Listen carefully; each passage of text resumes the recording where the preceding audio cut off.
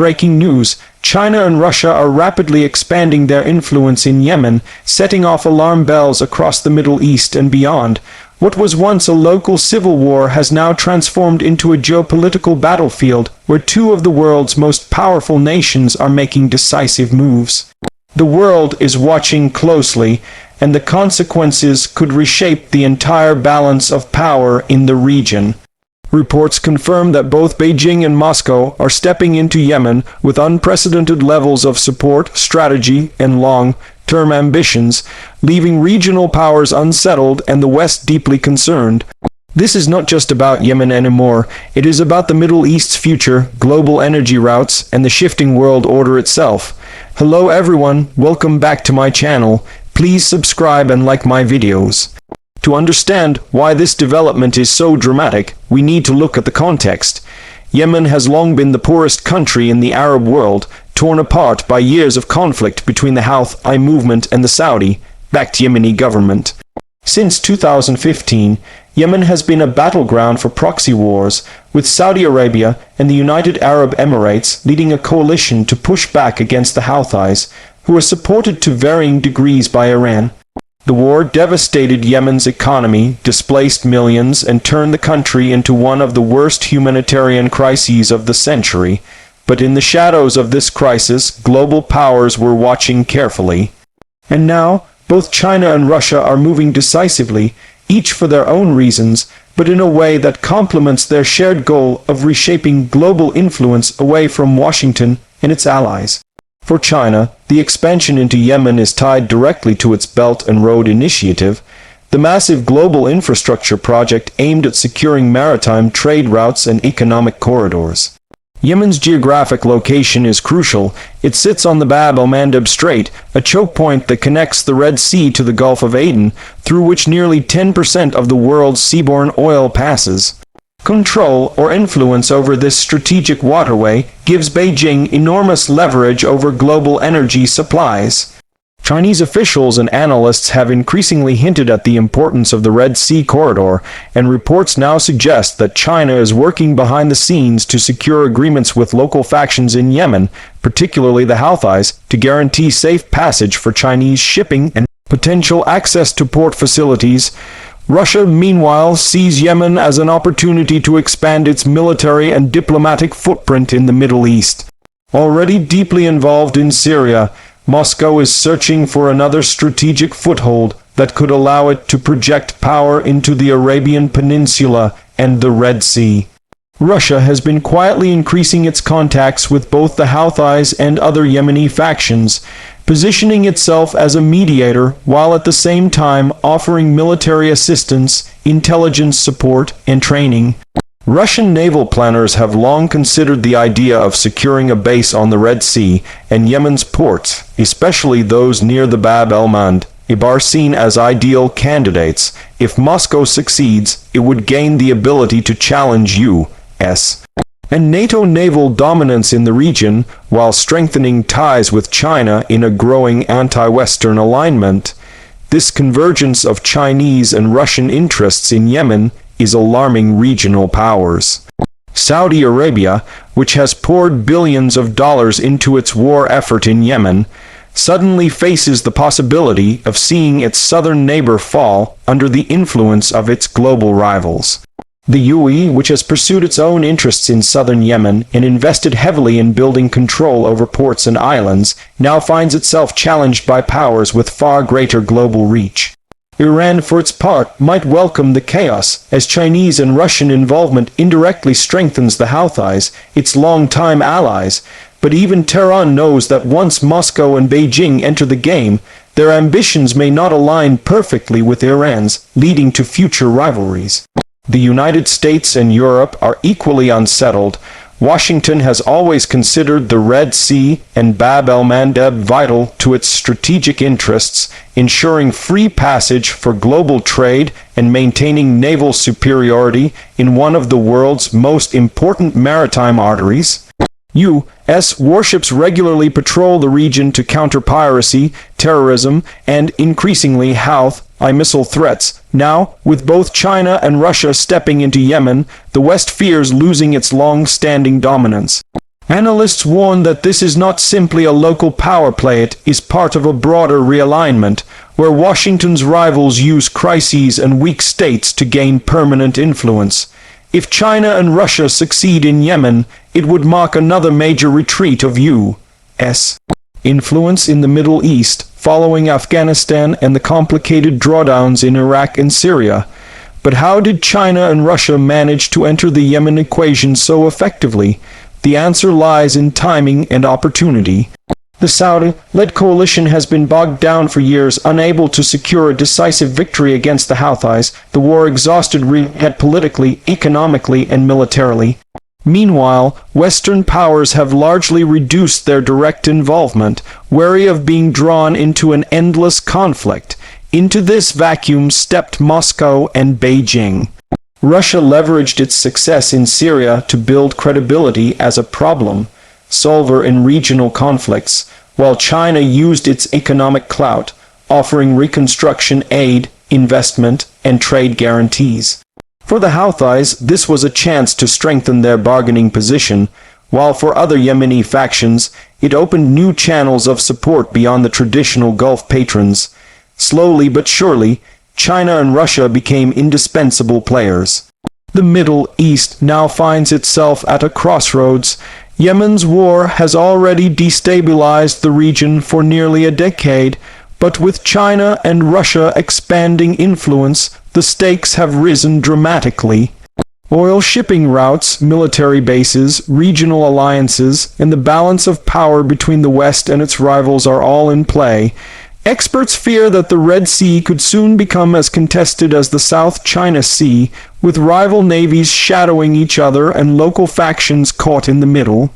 Already, intelligence reports indicate increased activity near Yemeni ports, with both Chinese and Russian vessels spotted in the region under the guise of anti-piracy operations.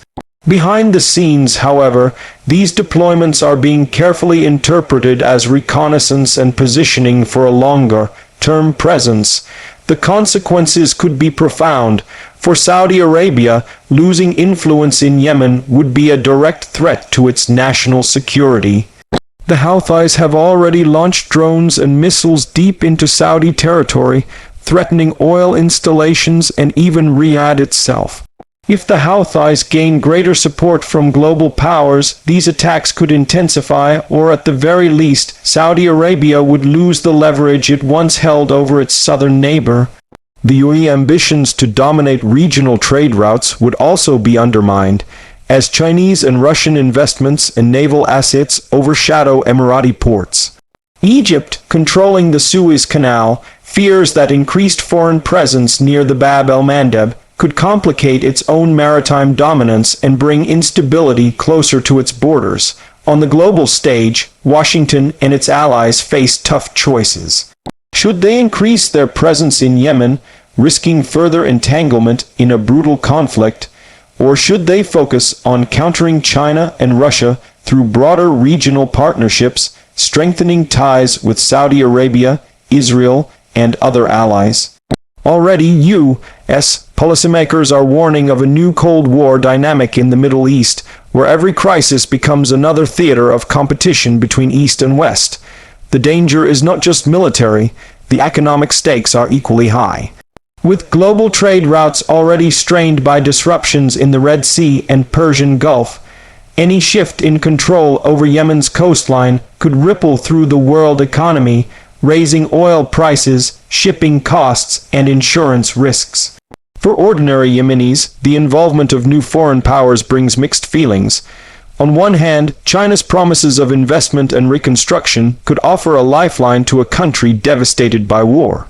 Beijing has experience in rebuilding infrastructure quickly, from ports to highways, and some Yemenis see this as a potential path out of poverty. On the other hand, skeptics fear that such aid comes with strings attached, turning Yemen into another debt-dependent client of Beijing's global ambitions. Russia's military involvement is similarly double-edged. While some factions welcome its support as a counterbalance to Saudi and Western dominance, others worry that Yemen could become another Syria, where Moscow entrenches itself for decades, prioritizing its own strategic interests over peace. The story of Yemen is no longer just a local civil war, it is a stage for global confrontation, and the world is paying attention. European officials are quietly discussing new naval missions to secure the Red Sea, while NATO is exploring ways to coordinate responses to both piracy and state-backed threats. At the same time, Iran continues to supply the Houthis, now potentially benefiting from a shield of great power backing. Israel, always alert to shifts in the regional balance, fears that Chinese and Russian influence in Yemen could embolden Iran's regional strategy and complicate maritime security near the Gulf of Aden, whereas Israeli-linked vessels have already come under attack. Looking ahead, the future of Yemen could determine much more than its own fate. If China and Russia succeed in embedding themselves in the conflict, they could create a new axis of influence stretching from the Mediterranean to the Indian Ocean. This would effectively cut across the heart of Western dominance in the Middle East, challenging U.S. naval supremacy and reshaping trade routes. It would also set a precedent for how global powers exploit fragile states to gain footholds in critical regions. Yemen, once overlooked by the world, may soon become one of the most contested geographies of the 21st century. The danger is that this great power competition could further delay any hope for peace in Yemen itself. As local factions align with different foreign sponsors, compromise becomes harder. The war drags on, civilians continue to suffer, and humanitarian aid struggles to reach those in need. For the Yemeni people, promises of investment and reconstruction mean little if the fighting never ends. And with the involvement of China and Russia, the conflict risks becoming even more entrenched as global stakes rise and rival powers refuse to back down. Still, some analysts argue that there could be a silver lining. China, with its economic focus, might push for stability to protect its trade routes. Russia, seeking legitimacy and recognition, might broker peace deals to demonstrate its global leadership.